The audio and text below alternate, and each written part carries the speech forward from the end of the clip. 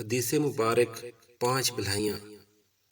حضرت معاذ بن جبل رضی اللہ عنہ نے بیان کیا، سیدنا رسول صلی اللہ علیہ وآلہ وسلم نے ہمیں 5 باتوں کی تاکید فرمائی کہ جو ان میں سے کوئی کام کرے گا وہ اللہ تعالیٰ کی خاص حفاظت میں ہوگا۔ نمبر 1، جو مسلمان کسی مریض کی عیادت کرے۔ نمبر 2، جنازے کے ساتھ جائے۔ نمبر 3، اللہ تعالیٰ کی راہ میں جہاد کے لیے نکلے۔ نمبر 4، عادل حکمران کے پاس اس کی تعظیم و توقیر کے لیے جائے۔ نمبر 5، اپنے گھر میں بیٹھا رہے تاکہ لوگ اس سے سلامت رہیں اور وہ بھی لوگوں سے محفوظ رہے۔ ہمیں بھی رحمت الہی حاصل کرنے کے لیے ان 5 اور دیگر خصال و خیر کو اپنانا چاہیے۔ یہ حدیث مبارکہ ہمیں زندگی کے چند بہت اہم اصول سکھاتی ہے۔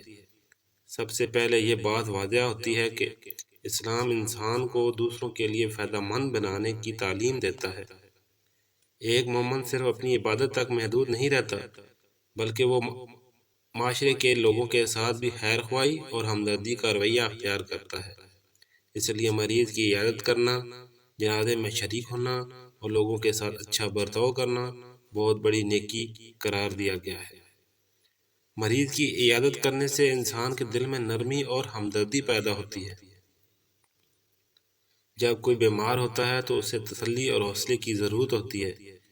ایسے وقت میں کسی مسلمان کا اس کے پاس جانا اور اس کے لیے دعا کرنا بہت بڑی نیکی ہے۔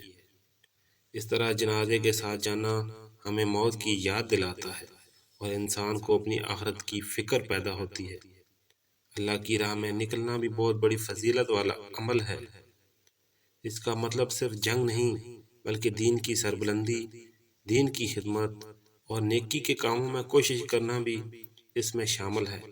جو شخص اللہ کے دین کے لیے کوشش کرتا ہے وہ اللہ تعالیٰ کی خاص مدد اور حفاظت کا مستحق بنتا ہے۔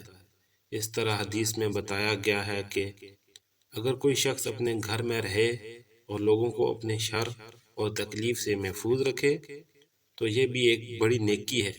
اس کا مطلب یہ ہے کہ مسلمانوں کو ایسا کردار ادا کرنا چاہیے جس سے کسی کو نقصان نہ پہنچے۔